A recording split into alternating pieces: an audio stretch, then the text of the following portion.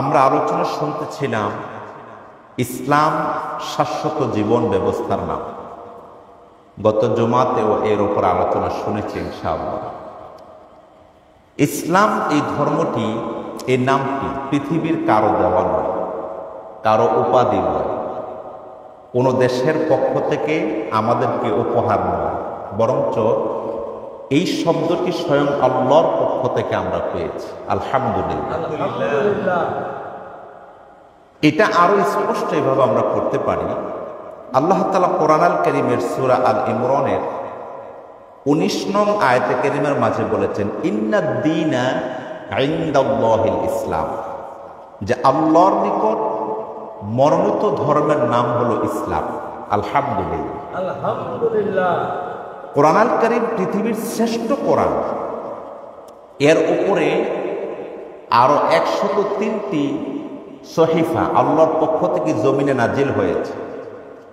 তন্মধ্যে শ্রেষ্ঠ সেই 3টি গ্রন্থ হলো তাওরাত, জাবুর, ইনজিল, তারপরে হলো কোরআন। কোরআনটা এত নির্ভুল, এত নির্ভেজাল ভাবে আল্লাহ তাআলা আমাদের উপর নাজিল করেছেন। সুবহানাল্লাহ। এরপরে কিয়ামতের আগ পর্যন্ত আর কোনো কিতাব আল্লাহর পক্ষ থেকে জমিনে আসবে না এবং কোনো নবী ও রাসূল আসবে না। তার মানে আমাদেরকে এই কোরআনের উপরেই সীমাবদ্ধ থাকতে হবে। এ কোরআন আল্লাহ কি বলেছেন, এ কোরআনের সমস্ত দিক নিদর্শনগুলোর ভিত্তিতে আমাদের পরিচয় হলো আমরা হলাম মুসলমান। সুবহানাল্লাহ পাঠ করুন। সুবহানাল্লাহ। অন্যান্য ধর্মের লোকেরা তাকে নিজেকে নিজে পরিচয় দিতে স্বাচ্ছন্দ্য বোধ করে। পৃথিবীতে শ্রেষ্ঠ ধর্মের লোক আমরা মুসলমানরা। আমাদের মুসলমানের ভূখণ্ডে, মুসলমানদের পরিবেশে আমরা যে মুসলমান, এই কথাটা বলতে আমরা লজ্জা বোধ করি।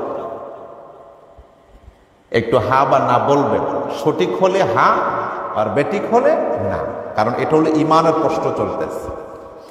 আমাদের ভূখণ্ড, এই ভূখণ্ডটা আমাদের, এটা আমাদের জন্মভূমি। সুতরাং এই ভূখণ্ডে সবচেয়ে বেশি যে জনগোষ্ঠীর নাম সেটা হলো মুসলমানদের। আলহামদুলিল্লাহ। তাহলে মুসলমানদের ভূখণ্ডে আমি মুসলমান হয়ে জন্মগ্রহণ করার কারণে আমি কি গর্বিত, আমি কি সম্মানিত, না আমি অসম্মানিত? সম্মানিত। আমি সম্মানিত, আমি মর্যাদা। আলহামদুলিল্লাহ। তো আমার ভূখণ্ডে পৃথিবীর দ্বিতীয় বৃহত্তম মুসলিম কান্ট্রির এই পরিবেশে আমি আমাকে মুসলমান বলতে লজ্জাবোধ করি। এটা কিন্তু লজ্জাবোধ করাটা, এটা নিজেকে ছোট করা, ইসলামকে ছোট করা নয়। ইসলাম কখনো ছোট নন। ইসলাম আল্লাহ তাআলাই দান করেছেন আমাকে, আপনাকে। এখন আমি আপনি, শুধু আমি আপনি মুসলমান নই, আমার আপনার মা বাবা পূর্বপুরুষ সবাই মুসলমান। আলহামদুলিল্লাহ। আলহামদুলিল্লাহ। এতদূর সত্ত্বেও নিজেকে গর্বের সাথে আমি যে মুসলিম, এ কথাটা আমরা কেন বলতে পারি না? এজন্য বলতে পারি না যে আমাদের নাম বা আমাদের যে ডিজিশন, আমাদের যে পরিচিতি, এটা আমাদের মুসলমান। কিন্তু মুসলমানদের আলাদা একটা কোয়ালিটি আছে, আলাদা একটা পরিচিতি আছে। কি পরিচিতি? সেই পরিচিতিটা অর্জন করেছেন সাহাবায়ে কেরাম রাদিয়াল্লাহু তাআলা আনহুম। সুবহানাল্লাহ। সাহাবায়ে কেরাম রাদিয়াল্লাহু তাআলা আনহুমগণের যুগে সংখ্যায় কম ছিলেন মুসলমানের সংখ্যা।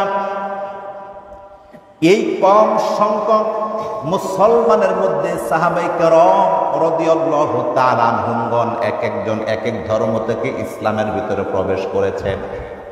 কেউ এসেছেন কাফের থেকে, কেউ মুশরিক থেকে, কেউ ইহুদি খ্রিস্টান থেকে এসেছেন।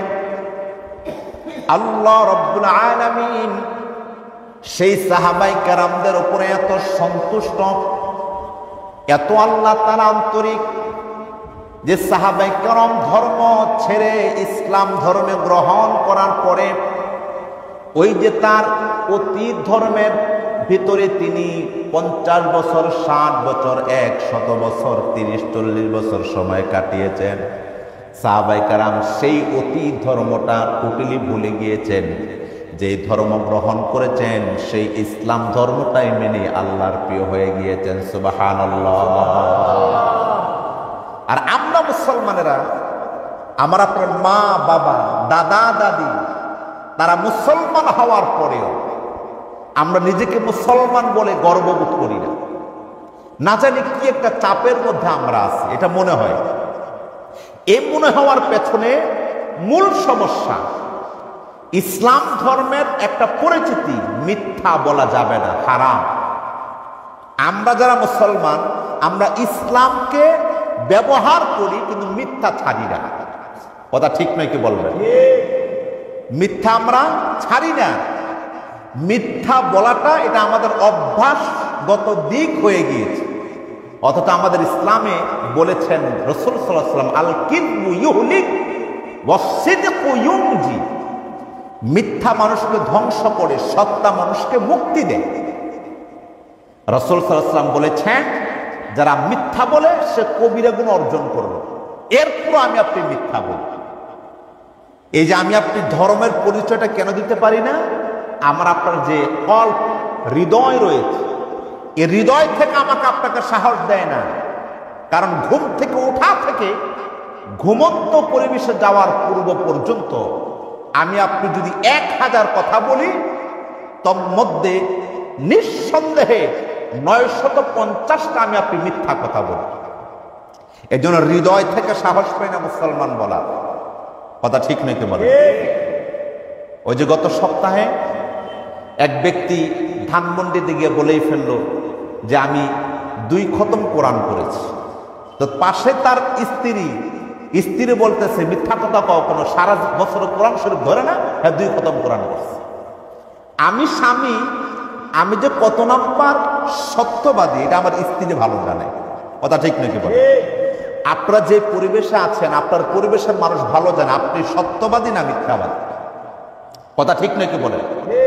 এখন বিষয়টা হলো আমরা মনে করতেছি যে আমি যে মিথ্যা কথা বলতেছি এটাই সত্য, কিন্তু আমার আশেপাশে যে অসংখ্য লোক আছে, আমি যে সত্যবাদী না, আমি যে মিথ্যাবাদী, এটার জন্য সাক্ষ্যদাতা হিসাবে এবং কিয়ামতের ময়দানও আল্লাহ তাআলা এইভাবে সাক্ষ্য নিবেন আপনার বন্ধু থেকে, আপনার স্ত্রী থেকে, আপনার প্রতিবেশী থেকে। সে যা বলতেছে সত্য না মিথ্যা? আমি আপনি যা বলেছি সত্য হলে 10 জন বলবে হ্যাঁ সত্য, আর মিথ্যা হলো 10 জন বলবে মিথ্যা। কথা ঠিক নয় কি বলে? এই জন্য আমরা নিজেকে গর্ববোধ করে সত্যবাদী বলতে পারি না। একজন ব্যক্তি বাজারে কিনতে গিয়েছে কিছু, কেনার পরে দোকানদারকে ভুলে মনে করেন 50 টাকার সদাই উনি 500 টাকার নোট দিয়ে চলে আসছে। দোকানদার বেচারা খুব খুশি, আলহামদুলিল্লাহ আজকের সারাদিনে ব্যবসা না করলেও হবে, 450 টাকা এক বেচায় ইনকাম। কথা ঠিক কিনা? এমনটা হয় না আমাদের? অথচ দোকানদার ব্যক্তিরা মুসলমান, তার বলার দরকার ছিল ভাই আপনি ভুল করেছেন, আপনার সদাইয়ের বিনিময় হলো 50 টাকা, আপনি দিয়েছেন 500 টাকা। এটা দোকানদার বলে না। কারণ কি? সে নাম দিচ্ছে মুসলমান, ধর্মীয় অনুভূতি দেখাচ্ছে, কিন্তু তার আখলাক চরিত্র এটা মুসলমানের নয়। কথা কি বুঝতে পারছেন কিনা? যদি মুসলমান হতো আমাকে আপনাকে সে ডেকে বলতো ভাই আপনি কি ভুল করেছেন, আপনি 500 টাকার নোট দিয়েছেন, আপনি খরচ করেন 50 টাকা। আমি বলতাম আলহামদুলিল্লাহ একটা বিশ্বস্ত দোকানদার পেয়েছি। সুবহানাল্লাহ বলেন। অথচ বিশ্বস্ত দোকানদার কি আছে? ইল্লা মাশাআল্লাহ, কম। কথা বলেন। হুটহাট করে আমাদের পরিবেশের মানুষ তার অতীত তালাশ করলে দেখা যায় তার অতীতের মধ্যে ধনাঢ্য হওয়ার, ধনী হওয়ার, লাখপতি কোটিপতি হওয়ার কোনো সিমটম নাই। তার দাদার বাবার এমন কোনো বংশগতভাবে কোনো সম্পদ নেই, ব্যাংক ব্যালেন্স নেই, কিন্তু এখন তিনি এই যুগে এসে হুট করে আঙ্গুল ফুলে কলা গাছ। হচ্ছে না এমন? আওয়াজ দিতে হবে, হচ্ছে না? এই যে হওয়াটার পেছনে কিন্তু আছে সন্দেহ আছে। একজনের ধারাবাহিক বংশীয়ভাবে সম্পদের মালিক, অর্থের মালিক, টাকা পয়সার মালিক, তারটা স্বীকার করা যায় যে না তার বংশ পরিচয় আছে, বিজনেস করেন, হুটহাট করে একজন ধনী হয়ে যাওয়ার পেছনে অনেক প্রশ্ন থাকে। তার কারণ কি? এটার ভিতরে মিথ্যা থাকতে পারে, হারাম থাকতে পারে, অন্যের মালিক আমি চুরি করে ডাকাতি করে নিজে মালিক হয়ে গিয়েছি, এটা হতে পারে। এখন আমাকে আপনাকে এই জন্য মন থেকে আমি আপনি সাহস করে বলার সুযোগ নাই, কারণ মন, হৃদয় এটা আল্লাহ তাআলা আমাকে আপনাকে দিয়েছেন। আল্লাহ হলেন পবিত্র আল্লাহ, সুবহানাল্লাহ।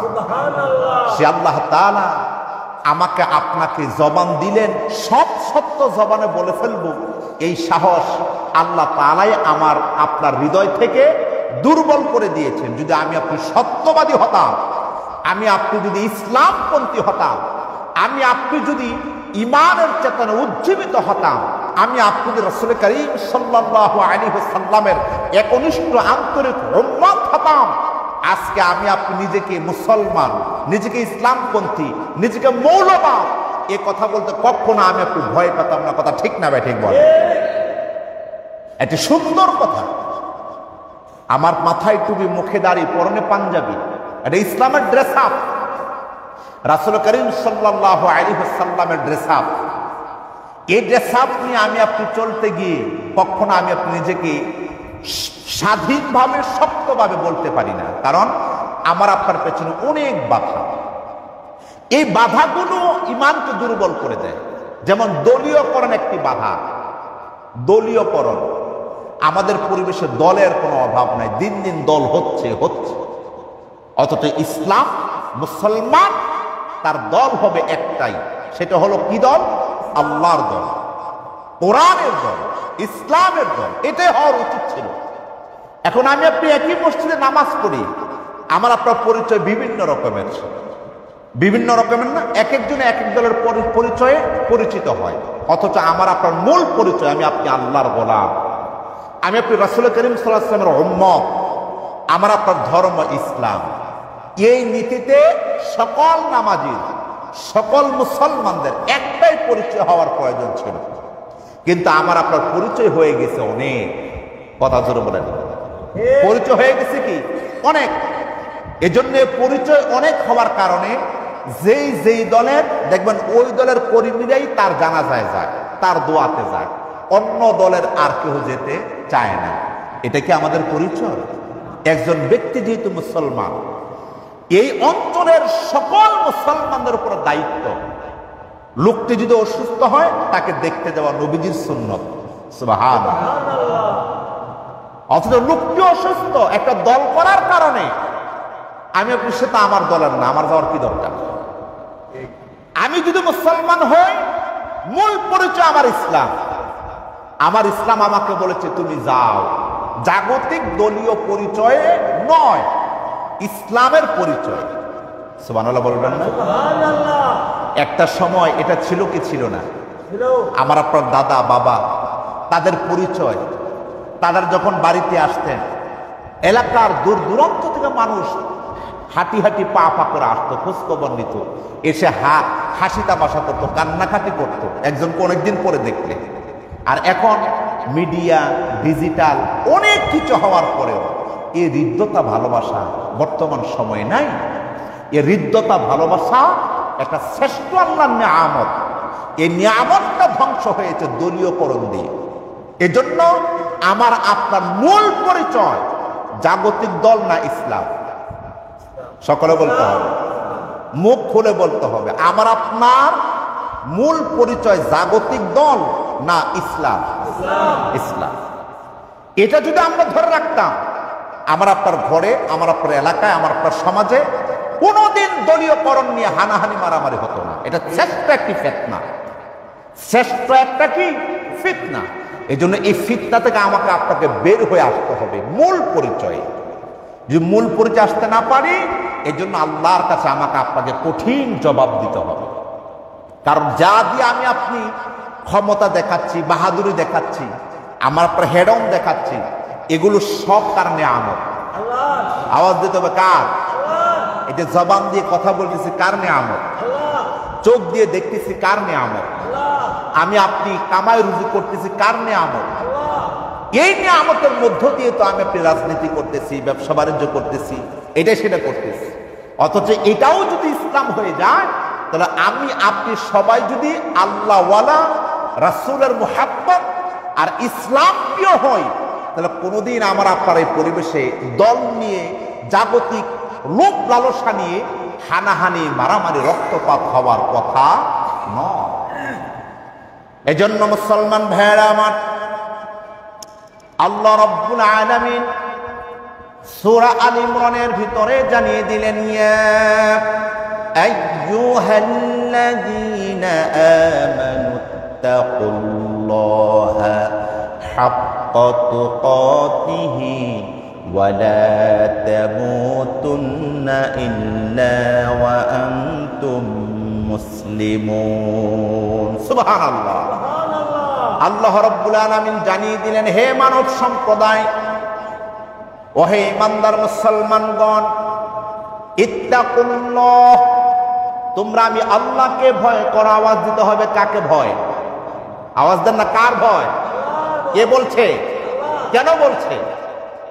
আল্লাহ তাআলা এই জন্য বলেছেন, পৃথিবীর মধ্যে হয়তো বা আমি আপনি নানান কারণে, নানান উপায়ে কোন সমস্যার সম্মুখীন হয়ে গেলে কারো না কারো সহযোগিতা আমি আপনি খুঁজে পেয়ে যাই। আল্লাহ রাব্বুল আলামিন এই আয়াতে কারিমার মাধ্যমে ইমানদার মুসলমান নর এবং নারীগণকে জানিয়ে দিলেন, তোমরা দুনিয়া থেকে যেদিন মৃত্যুর কোলে ঢলে পড়বে, ওই মুহূর্ত থেকে তোমার হাসরের মাঠ, জান্নাত জাহান্নামের এই ফায়সালার নির্ধারণ পর্যন্ত সেদিন তুমি ছাড়া আর আমি আল্লাহ ছাড়া তোমার কোনো উপকারী কাউকে তুমি খুঁজে পাবে না। আল্লাহু আকবার। মরণ থেকে চিন্তা করেন তো, যেদিন আমার আপনার মরণটা হয়ে যাবে, আমরা আপনার অনেকের বাবা মৃত্যুবরণ করেছেন, দাদা দাদি মৃত্যুবরণ করেছেন, তাদের সহায় সম্পত্তি, বাড়ি গাড়ি, ক্ষমতা, পরিচিতি, বংশ পরিচয় সব থাকা সত্ত্বেও যেদিন সে মৃত্যুবরণ করলো, ওই মুহূর্ত থেকে কবরস্থ পর্যন্ত তার সাথে আমরা কেউ কি গিয়েছি? বলেন, আওয়াজ দিতে হবে। গিয়েছি? এই পৃথিবীর ইতিহাসে এমন কোন ঘটনা ঘটেছে, এমন কোন নজির আছে, বাস্তবতা আছে? নাই। ওই মৃত ব্যক্তিকে একাই কফিনের ভিতরে তাকে মোড়ানো হয়, অথচ তার স্ত্রী 40-50 বছর, 60 বছর, 100 বছর এক খাটিয়ার উপরে জীবনযাপন করেছে, একসাথে ওঠা বসা করেছে। আপন স্ত্রী, স্বামী অসুস্থ হলে বেদনা বিধুর হয়ে যায়, তিনি কাতর হয়ে যান, দুর্বল হয়ে যান। স্ত্রী অসুস্থ হলে স্বামী দুর্বল হয়ে যান। কিন্তু যখন মৃত্যুবরণ করে, না স্বামীর সাথে স্ত্রী, না স্ত্রীর সাথে স্বামী, কেউ তো কবরে যেতে পারে না, যায়নি, যাওয়ার কোনো সুযোগ নাই। যিনি মৃত্যুবরণ করেন তাকে কবরে যেতে হয়, কথা ঠিক নয় কি বলে? অথচ এই যে কবরটা যেখানে দেওয়া হয়, এই কবরটা মনে করেন এখনো জাহান্নামের অংশ নয়, জান্নাতের অংশ নয়, দুনিয়ার অংশই মনে করেন। এই কবরটা যখন খনন করা হয়, এই মাটির মধ্যে কিন্তু অসংখ্য হিংস্র বিচ্ছা সাপ আছে। আছে না ভাই? আছে। আওয়াজ দেন, আছে না? আছে। যখন একটা মানুষের আওয়াজ পায়, এই বিষাক্ত সর্পগুলো, বিষাক্ত এই বিচ্ছুগুলো, তখন তারা দূর হয়ে যায়। কিন্তু যখন আপনি আমি মাটি দিয়ে ধামাছাবা দিয়ে চলে আসি, মৃত ব্যক্তিদের সাথেই কিন্তু তাদের বসবাস, কথা ঠিক নয় কি? অথচ এই যে মানুষটা সম্মানিত, মর্যাদার, ওই মুহূর্ত থেকে জান্নাতে ওঠা পর্যন্ত আল্লাহ ছাড়া দুনিয়ার কোন শক্তি দিয়ে তাকে সেখানে সুস্থ ভালোভাবে থাকার কোন সুযোগ নাই। কার দয়া? এই জন্য আল্লাহ তাআলা বলেন, আমানুত্তাকুল্লাহ, তোমরা আমি আল্লাহ তাআলাকে ভয় করো, হাক্কা তুকাতিহি, সঠিকভাবে প্রকৃতভাবে ভয়। দুনিয়ার মধ্যে এই যে পুলিশের ভয়, র্যাবের ভয়, এই যে বিএসএফ এর ভয়, অন্য দেশের ভয়, বিভিন্ন ক্ষমতার ভয়, এই ভয়ে নয়। কারণ ওই স্থানকে ভয় করো কবরের মধ্যে আমি আল্লাহ তাআলা কঠিন আযাবের ব্যবস্থা রেখে দিয়েছি। ইন্না আযাবি লাশাদীদ, কঠিন আযাব, স্বাভাবিক কোনো আযাব নয়। বর্তমান পৃথিবীতে আধুনিক সভ্যতার কারণে, মিডিয়ার কারণে আমি আপনি বিভিন্ন দেশের বিভিন্ন সমস্যাটা দেখতে পাই। কোন দেশে ভূকম্পন হলো, ঘূর্ণিঝড় হলো। যেমন গত কয়েকদিন আগে পাকিস্তানে আপনার মরু বালির বন্যা হয়েছে। আমরা তো পানির বন্যা দেখেছি, বালি চলে যাচ্ছে, সে বন্যা হয়েছে। আল্লাহু আকবার বলেন। আমার দেশে এগুলো হয় না বিদায় আমি আপনি যে খুব ভালো, খুব নেককার, খুব নামাজি, এটা বলার কোনো ভাষা নেই। কথা ঠিক কিনা বলেন? যেই দেশে আল্লাহ যেই সিস্টেম রেখেছেন ওই দেশে সেটা হবে, এটাই স্বাভাবিক। যেমন আরব আমিরাতে বালুর বৃষ্টি হয়, মরুঝড় যারা হজ করতে গিয়েছেন, উমরা করতে গিয়েছেন, আপনারা দেখেছেন হঠাৎ করে আকাশ নয় এই জমিনের ভিতরে কালো দেখা যাচ্ছে। উমরা করেছেন না কি কয়েকজন? কেউ করেন নাই উমরা, হজ করেন নাই কি হয়? আমার হঠাৎ করে দেখেছেন না চোখের সম্মুখে বালির ঝড়। আপনি কি ব্যাপার ভাই, এগুলো কি? তখন আমাদের বাংলাদেশি যারা বলে যে এগুলো বালুর বৃষ্টি। আমরা তো পানির বৃষ্টি পাই, তারা বালুর বৃষ্টি। ওই বালুর বৃষ্টির ভিতরে উট মরুজাহাজ তিনি শুয়ে পড়েন। সুবহানাল্লাহ বলেন। যখন বালুর বৃষ্টি, বালু ঝড় শেষ হয় তখন তিনি ওঠেন। তো এটা হলো স্বাভাবিক একটা পরিচিতি। এই যে বৃষ্টি হলো আমাদের স্বাভাবিক, একটু পরে বৃষ্টি থাকবে না, এটা আল্লাহর নিয়ামত। কিন্তু কবরের ভিতরে যখন আপনি চলে যাবেন অথবা হাসরের ময়দানে আপনি যখন উঠলেন, আপনি দেখবেন আপনার ডান পাশে আমার আপনার বাবা, আমার আপনার মা, আমার আপনার সম্মুখে দাদা দাদি, আমার আপনার সম্মুখে অসংখ্য বন্ধু বান্ধব আপনজন। তাদের অসংখ্য নেক থাকার কারণে তারা কিছুটা আনন্দ, আর আপনার আমার নেক কম, আমি আপনি বেদনা বিধুর। দেখবেন তারাও সেদিন আমার আপনার প্রতি দয়ার হাত বাড়াবে না। একটু জবান খুলে একটু আওয়াজ দিয়ে কন্যা আল্লাহু আকবার। যে আপন মা আমাকে আপনাকে পেটে ধারণ করেছে 10 মাস 9 মাস, সে আপন মা পর্যন্ত হাসরের ময়দানে আমাকে আপনাকে ভুলে যাবে। আল্লাহু আকবার বলবেন না? রাসূল করিম সাল্লাল্লাহু আলাইহি ওয়াসাল্লাম বলেন, হাসরের ময়দানে সন্তান তার মাকে চিনতে পেরে দৌড়িয়ে মায়ের কাছে যাবে, গিয়ে বলবে, মা আমি আপনার সন্তান আব্দুল্লাহ, আব্দুর রহমান। ও মা, আপনি মেহেরবানি করে এই হাসরের ময়দানে সন্তান হিসাবে আমাকে আপনাকে একটু সহযোগিতা করেন। সুবহানাল্লাহ বলেন। আল্লাহর রাসূল সাল্লাল্লাহু আলাইহি ওয়াসাল্লাম বলেন, আপন জন্মদাত্রী মা হাসরের ময়দানে বলবে, কে তুমি আব্দুল্লাহ, কে তুমি আব্দুর রহমান? আমি তো দুনিয়ার ভিতরে যাইনি, সন্তানের মা হবে কি করে? আমার তো কোনো সন্তান নাই, তুমি চলে যাও, আমি তোমাকে চিনতে পারি না। আল্লাহ রাব্বুল আলামিন সূরা আবাসার শেষের দিকে এই কথাগুলো কোরআন আল কারিমে জানিয়ে দিয়েছেন। ইয়াউমা ইয়াফিরুল মারউ মিন আখিহি ওয়া উম্মিহি ওয়া আবি ওয়া সাহিবাতিহি ওয়া বানি। আল্লাহু আকবার। ইয়াউমা ইয়াফিরুল মারউ মিন আখিহি ওয়া উম্মিহি ওয়া আবি। হাসরের ময়দানে তোমার নিকটতম ভাই, তোমার মা, তোমার বাবা, ওয়া সাহিবাতিহি ওয়া বানি, এবং তোমার যে সাথী সঙ্গী বন্ধু বান্ধব একসাথে বসে কত তাস খেললা, কত ক্রাম বোর্ড খেললা, কত খেলাধুলা দেখলা, কত রাত কাটালা, কত দিন কাটালা, সে বন্ধুও তোমাকে ভুলে যাবে। আল্লাহু আকবার। সেই দিনটা কতটা কঠিন হবে বলেন তো? আপন মা আমি চিনব না, আপন বাবা আমাকে চিনবে না, বন্ধু আমাকে চিনবে না। এই জায়গাটা কতটা কঠিন বলেন? এটা আওয়াজ দেন না, কতটা কঠিন হতে পারে? যেমন বাংলাদেশের মধ্যে যদি এমনটা হয়, আপনি জানেন অমুকে আপনার মা, অমুকে আপনার পিতা, ওই ব্যক্তিটা আপনার ভাই, কিন্তু আপনি তার সম্মুখ দিয়ে আসা যাওয়া করেন, বাড়িতে কত আনন্দ ফুর্তি হয়, কত দাওয়াত মেহমানের আড্ডা হয়, আপনাকে একটিবার দাওয়াত দেয় না, একটিবার খোঁজ খবর নেয় না। আচ্ছা বলেন তো দেখি, এর চেয়ে কষ্ট পৃথিবীতে আর কি কিছু হতে পারে ভাই? একটু বুঝে শুনে বলবেন, হতে পারে?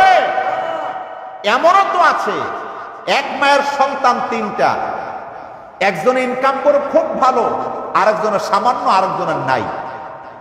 যার ইনকাম আছে দেখবেন তার কদর সংসারে খুব বেশি। কথা আপনার কি সবাই কি আমার সাথে একমত না?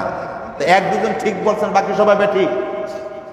একজনের ইনকাম ভালো, বাকি দুইজনের, একজনের কম, আরেকজনের নাই। সমাজের মধ্যে যার ইনকাম সোর্স ভালো, পাওয়ার ভালো, তার সম্মান ক্রেডিট সবার নিচে থাকে না, উপরে থাকে। তাহলে দেখেন দুনিয়াটা কত স্বার্থপরের জায়গা। অথচ যার ইনকাম নাই সেও তো আপনার প্রতিবেশী ভাই। আর যদি আপনি দুনিয়াটা ছেড়ে নেক আমলহীন, বৈধ হালাল পন্থায় নেক আমল না করে আপনি যে পরকালীন জীবনে উঠবেন, যে আল্লাহ তাআলা গোটা পৃথিবীর রাজত্বের মালিক, গোটা পৃথিবীর মালিক, জান্নাত জাহান্নামের মালিক, যে আল্লাহর হাতে সর্বোচ্চ মর্যাদার বিচার রয়েছে, যে আল্লাহ তাআলাই বিচারের পাশ্চাত্যটা সঠিকভাবে বন্টন করবে, সে আল্লাহ আমাকে আপনাকে জাহান্নামে দিবেন, জান্নাতে দিবেন। কেন জাহান্নামে দিবেন? আমি আপনি আল্লাহর দেয়া রিজিক পেয়ে, আল্লাহর দেয়া হায়াত পেয়ে, আল্লাহর দেয়া যৌবন পেয়ে আমি আপনি আল্লাহর ইসলামটাই ভুলে গিয়েছি। মন মতো স্বার্থ মতো ইসলাম কিছুটা মানি, বাকিটা মানি না। যেদিক দিয়ে নিজের লাভ হয় ওই লাভ অংশটুকু ইসলাম মানি, যেদিক দিয়ে লস হয় ওই দিক দিয়ে নিজের মুসলমানের পরিচয় দিতে চাই না। কথা ঠিক না বেঠিক? সে আল্লাহ তাআলা সেদিন কঠিন হয়ে যাবেন। আল্লাহ তাআলা নিজে বলেছেন, আমার সেই হাসরের ময়দানের নাম রহমান হবে না, সেদিন আমার নাম হবে কাহ্হার, আর নাম হবে রহিম। রহিম নামে, এই নামের বদৌলতে শুধুমাত্র একনিষ্ঠ ইমানদার মুসলমান পৃথিবী থেকে যারা ইমান আমল নিয়ে মৃত্যুবরণ করেছে তাদের জন্য সেদিন আল্লাহ তাআলা বলবেন, যাও তোমরা জান্নাতে চলে যাও। সুবহানাল্লাহ বলেন। আর যারা মুসলমান পরিচয় দিয়ে জীবন যাপন করেছে, মুশরিকের আচরণ করেছে, নাম মুসলমানের, কাজ মুশরিকের, কাজ ইহুদি খ্রিস্টানের, আমার নবীজি সাল্লাল্লাহু আলাইহি ওয়াসাল্লাম বলেছেন, মান তাশাব্বাহা বিকওমিন ফাহুয়া মিনহুম। তোমার আচার আচরণ, লেনদেন, পারিপার্শ্বিকতা, সামাজিকতা যেই সম্পদের সাথে মিলে যাবে তার সাথে তোমার হাসর হবে। আজকের পরিবেশের ভিতরে আপনি বলেন তো, আমি যে মুসলমান, আমি কি 100% আমার আল্লাহর বিধি নিষেধ অনুযায়ী মুসলিম? 100% বিধি নিষেধ মেনে কি মুসলিম? 100% আমার নবীর সুন্নাত মেনে মুসলিম নট। সামান্য কিছু কাজ করি, আর বাকি সামাজিকতা বলেন, পারিপার্শ্বিকতা বলেন, রাজনীতি বলেন, ব্যবসা বাণিজ্য বলেন, সব হলো ইহুদি খ্রিস্টানদের। আওয়াজ দিতে হবে, কথা সঠিক না ব্যাঠিক? সব ইহুদি খ্রিস্টানদের। ড্রেস আপ, চুলের কাটিং, এই সমাজে এই অনুষ্ঠান, ওই অনুষ্ঠান, অভাব নাই অনুষ্ঠানের, কিন্তু একটাও ইসলাম সাপোর্ট করে না। এজন্য আমি আপনি কেউ ব্যথিত হই না যে এটা তো আমার ধর্মে নাই, আমার আল্লাহর হুকুম তো এটা না, আমার নবীজি সাল্লাল্লাহু আলাইহি ওয়াসাল্লামের সুন্নাত তো এটা না। এগুলো কিন্তু আমি আপনি বিবেচনা করি না, খালি বলি আর সমাজে চলতে হলো কত কিছু করতে হয়। কথা কয়, সমাজে চলতে হলে কত কিছু। কেউ আপনার কি বেজার নাকি? মুখ বন্ধ করে না আছে কথা বলেন। সমাজে চলতে হলে কত কিছু করতে হয়। এটা কোরআনের কথা না আমাদের কথা? সবাই বলেন, কোরআনের কথা না আমাদের কথা? এটা আল্লাহর কথা, ভুল। এটা আমাদের কথা, এটা আমাদের কথা। সমাজে চলতে হলে কত কিছুই মানতে হয়, করতে হয়। এটা কি আল্লাহর কথা না সমাজের কথা? সমাজের। এই যে শিক্ষিত মানুষরা কথা কয় না, এজন্য আল্লাহর কাছে জবাব দেব না আপনাদের। যে সেদিন খতিব সাহেব কথা বলছে, মুখ বন্ধ করেছিল, কারণ এই আসামের আসামিও আপনি। কথা বলে না, কথা ঠিক কিনা? আর এখন ঠিক না, কোন মরণের পরে কিন্তু আসামের আসামি আপনি হবেন। এজন্য নিজেকে একটু পরিশুদ্ধ করার চেষ্টা করেন, নিজেকে খুব সুটামদের মুসলমান ভাববেন না। 16 আনা ইসলাম মেনে বেলাল হাবশির মতো ঈমান নিয়ে মরতে পারলেই আমি গর্বিত মুসলমান। সুবহানাল্লাহ। বেলাল রাদিয়াল্লাহু তাআলা আনহু জীবিত অবস্থায় রাসূল করিম সাল্লাল্লাহু আলাইহি ওয়াসাল্লাম মেরাজে গিয়েছেন। জান্নাতে বেলাল হাবশি রাদিয়াল্লাহু তাআলা আনহুর আওয়াজ পেয়ে আসছেন জান্নাত থেকে, সুবহানাল্লাহি ওয়া বিহামদিহি, আল্লাহু আকবার। এসে বলেন, হে বেলাল, কি এমন আমল করো, এখনো মৃত্যুবরণ করো নাই, কিন্তু জান্নাতে তোমার সংবাদ পেয়ে আসলাম। আল্লাহু আকবার বলো মুসলমান। বেলাল হাবশি রাদিয়াল্লাহু তাআলা আনহু কত নির্যাতনের শিকার হয়েছেন, কত তিনি নিগৃহীত হয়েছেন, অপমানিত হয়েছেন। উত্তপ্ত মরুবালির উপরে বেলাল রাদিয়াল্লাহু তাআলা আনহুকে শোয়াই দেওয়া হলো। সেই উত্তপ্ত মরুবালির উপর থেকে গরম এক পাথর বেলাল হাবশির বুকের উপর রাখা হলো। উমাইয়া ডেকে ডেকে বলেন, বেলাল, তুমি যেই ধর্মের কথা বলতেছ, যে মুহাম্মদ তোমার আদর্শ, এই কথা বলতেছ বেলাল, যদি তুমি নিজেকে আমার হাত থেকে মুক্ত করতে চাও, জীবনের তরে যদি বেঁচে থাকতে চাও বেলাল, এই মুহূর্তে তুমি মুহাম্মদকে ত্যাগ করবা, মুহাম্মদের ইসলাম ত্যাগ করবা। বেলাল হাবশি রাদিয়াল্লাহু তাআলা আনহু বললেন, ও উমাইয়া, আমার জীবন যেতে পারে, ইসলাম মুহাম্মদ সাল্লাল্লাহু আলাইহি ওয়াসাল্লামকে বেলাল ত্যাগ করতে পারবে না। জোরে বলেন সুবহানাল্লাহ। আওয়াজ দেবেন আল্লাহু আকবার। কি ঈমান! ওই মুহূর্তে মুসলমানের সংখ্যা বর্তমানে বাংলাদেশের 17 কোটি নয়, কয়েকজন। একটু কথা বলেন না, কয়েকজন। কয়েকজন না, অল্প কয়েকজন। আর কাফের মুশরিক সেই সময়ে অসংখ্য, হাজার হাজার, লাখ লাখ। কথা ঠিক না ঠিক বলে? কাফের মুশরিক হাজার হাজার, লাখ লাখ। ওই মুহূর্তে তো আমার নবীকেই তারা মেরে ফেলে, আমার রসুলকে তো তারা নির্যাতন করে, আমার রসুলের শরীর থেকে রক্ত ঝরায়।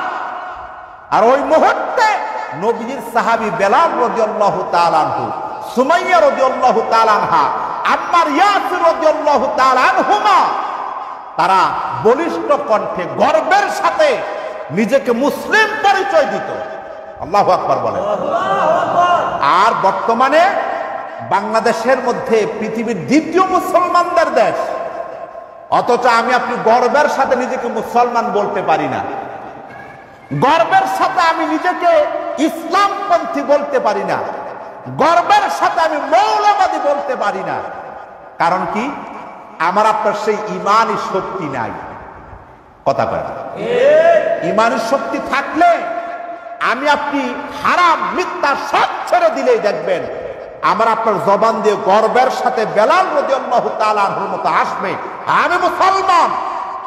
আমি এটা বলতে পারিনি, এজন্য আমার জবান মিথ্যায় ভরা, আমার হৃদয় মিথ্যায় ভরা, আমার চেতনা চিন্তা মিথ্যা হারামে ভরা।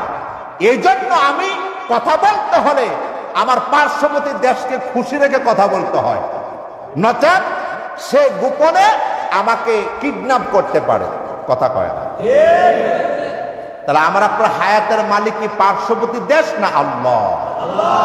কণ্ঠ ছেড়ে মুসলমানের মতো বলো কে? আওয়াজ দিয়ে বলেন কে? আপনার আমার হায়াত যদি এই মুহূর্তে শেষ হয়ে যায়, এটা আল্লাহরই ফায়সালা হবে। কথা বলে না? আপনারা কাউকে মারতে পারবেন না, পুলিশ কাউকে মারতে পারবে না, র্যাব বিডিআর কাউকে মারতে পারবে না। কথা বলে না? কথা ঠিক কিনা বলেন? আমার বাংলাদেশে এমন ঘটনা ঘটেছে, বিগত 17 বছর ফ্যাসিস্টদের পরিবেশে বহু ইমানদার মুসলমানকে আপনার সেই গোয়েন্দা বাহিনী রাতের গভীরে কিডন্যাপ করে নিয়ে গিয়েছে, মাথার ভিতরে গুলি লাগাইয়া বলছে, বল তোকে এখন কে বাঁচাবে? আল্লাহর গোলাম বলছে, আমার আল্লাহ। সুবহানাল্লাহ কয় না? এ কথা বলে নাই ভাই আপনি বাঁচাতে পারবেন। সে গুল্লি করেছে, গুল্লি লাগে নাই। আল্লাহু আকবার নাই? গুল্লি করেছে, গুল্লি লাগে নাই। আপনারা কি মনে করছেন এখনো ইমানদার মুসলমান নাই? কথা কয় না, নাই, আছে। আছে বলেই তো এখনো দেশ টিকে আছে। আপনার আমার জন্য নয়, ওই ইমানদার খাঁটি ইমানদারের জন্য। এজন্য তারা এখনো পর্যন্ত প্রকাশ্যে গোপনে গর্ব করে নিজেকে মৌলবাদ বললে তখন তিনি রাগ করেন না, এটা আমার অহংকারী শব্দ। সুবহানাল্লাহ।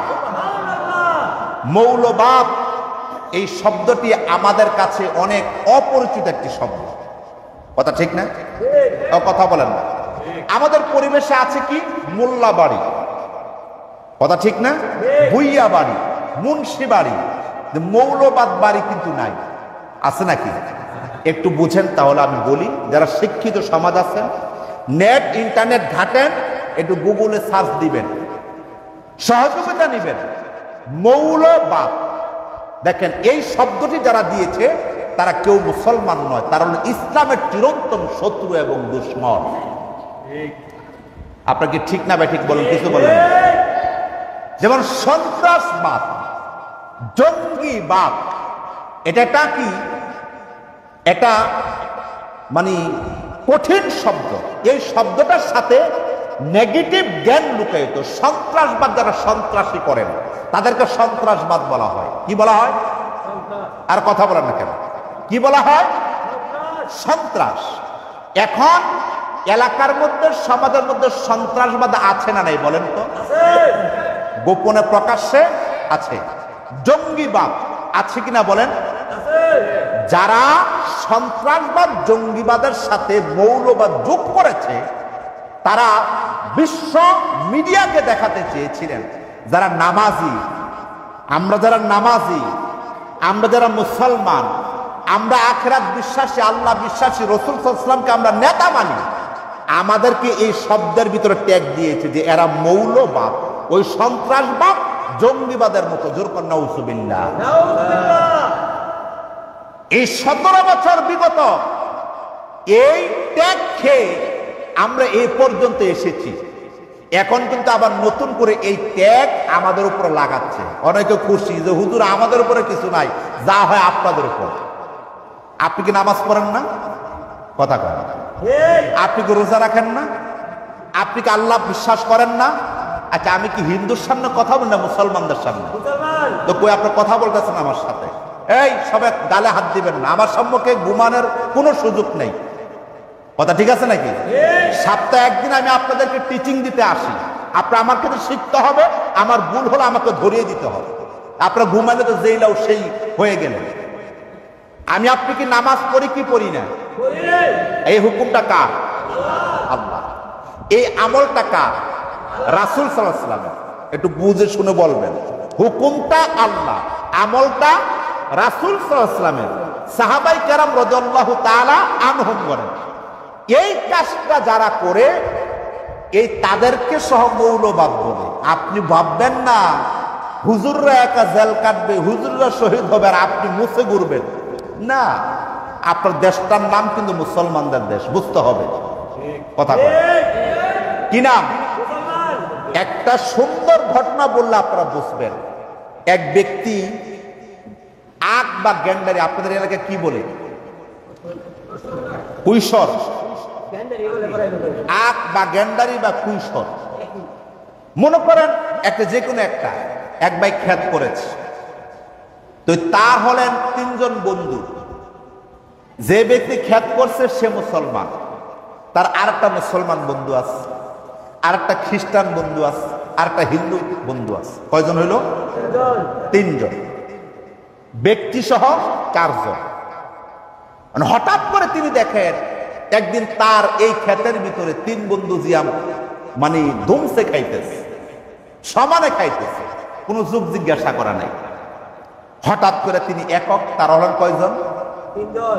আওয়াজ দিতে হবে ভাই, বুঝেন কয়জন? 3 জন। তিনি চিন্তা করলেন যদি আমি এই মুহূর্তে গরম হয়ে যাই আর তারা 3 জন যদি আমার উপর গরম হয়, আমার অবস্থা কিন্তু 12টা। তাহলে হিকমতের সাথে আমাকে সাইজ করতে হবে। কথা কয়। এখন তিনি মনে মনে ভাবতেছেন যেহেতু আমার ধর্মীয় বন্ধু মুসলমান, আমি আগে তাকে ম্যানেজ করব, এরপরে সামান্য একটু প্রতিবেশী একটা হিন্দু বাড়ি, তাকে আগে ম্যানেজ করবো, এরপর আগে খ্রিস্টান, তাকে ম্যানেজ করবো। এখন ক্ষেতের ভিতরে যায় বলতেছে যে তুই মুসলমান, সমস্যা নাই, তুই হিন্দু, আমার পাশের বাড়ির, তাও সমস্যা নাই, যে তুই যে খ্রিস্টান, ওই এলাকার বন্ধু আমার, যে তুই কি একটু বিবেচনা করলি না আমার ক্ষেতের যে গ্যান্ডারি খাইতেছ, আমার একটু জিজ্ঞাসা করার প্রয়োজন আছে। সে বলল হ্যাঁ, এটা তো ভুল হয়ে গেছে। ভুলটা করলি কে, এই তাকে মায়ের কারেক্ট। ওই দুইজন কিন্তু খুব খুশি, আমগরে মারতেছে না, কথা বলে না। কোন দুজন খুশি? মুসলমান আর হিন্দু। মুসলমান হচ্ছে জাত ভাই, হিন্দু হচ্ছে প্রতিবেশী ভাই, কথা বোঝেন নাই? খ্রিস্টানদের মার এমন মার, ওই ব্যক্তি বাস মাইটের খাইয়া গেছে। এখন ধরতেছে হিন্দু, তুই আমার প্রতিবেশী, আমার তো আপন কেহ না, হে আমার মুসলমান ভাই, হে খাইলে অসুবিধা নাই, তুই যে খাইনি একটু আমার জিজ্ঞাসা করার প্রয়োজন ছিল কিনা? বললো হ্যাঁ।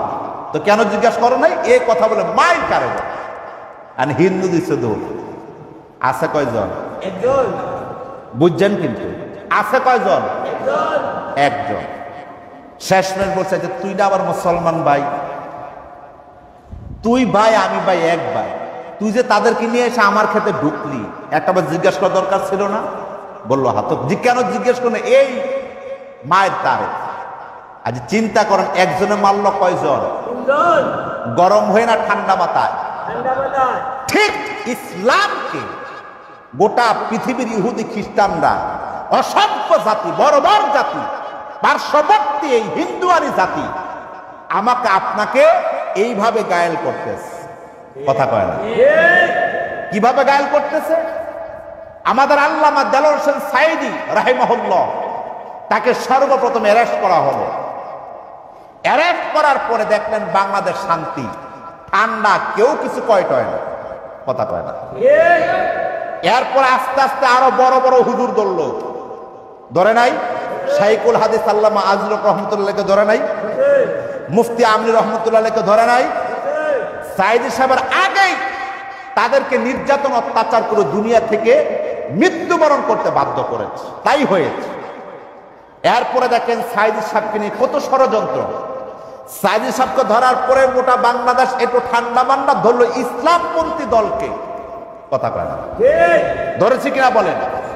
ইসলামপন্থী দল ধরছে প্রথম জামাত ইসলামীকে, ট্যাগ ম্যাগ দিয়া এদেরকে দমায়া রাখছে।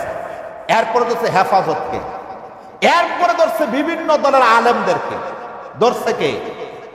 এক স্বৈরা শাসক, ওই ভারতের প্রেমাসক্ত হয়ে বাংলাদেশের মাঝে নিজেকে অটুট টাকার জন্য সে বামের কথা শুনে আগে নিজেও ধ্বংস, নিজের দলও ধ্বংস, কথা ঠিক না ঠিক বলে?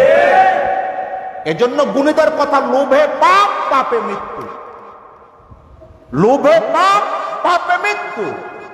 সে ধ্বংস করতে চেয়েছিল বাংলাদেশের সমস্ত ইসলাম পন্থাদেরকে, মুসলমানদেরকে গায়েল করার জন্য। আস্তে আস্তে আল্লাহর দয়ায় ইমানদার মুসলমানদের সেই একনিষ্ঠ, আন্তরিক আর সচেতনতার বদৌলতে 2024-এর 36শে জুলাই গণ অভ্যুত্থানের মাধ্যমে আমরা একটি স্বাধীন একটি পরিবেশ পেয়েছি, আল্লাহর দয়া, আলহামদুলিল্লাহ বলেন। এখন আবার আরেকটা অবস্থা, দলীয় লোভের অবস্থাতে যাওয়ার জন্য এখন আবার কিন্তু এই ট্যাগ লাগাচ্ছে, মৌলবাদ ট্যাগ। তার মানে কি তিনি নিজের উপরে দিচ্ছেন না, দিচ্ছেন কিন্তু আমাদের উপরে। আমাদের উপর মানে কি?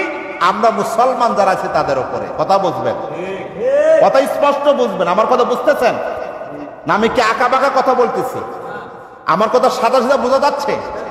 সুতরাং ওই বন্ধুর মতো আপনি যার প্রেমে আসক্ত হয়ে নিজের ধর্ম, নিজের ইসলাম, নিজের ভাইকে আপনি ছোট করছেন, আবার সেই গর্তে কিন্তু আপনাকে পড়তে হবে, কথা কয় না? সেই গর্তে আপনাকে পড়তে হবে। সুতরাং লেনিন কার্ল মার্ক্সের আদর্শে নয়, ইসলামের আদর্শেই আমাকে আপনাকে জীবনযাপন করতে হবে, নচেত দুনিয়াও অন্ধ, আখিরাতও অন্ধ।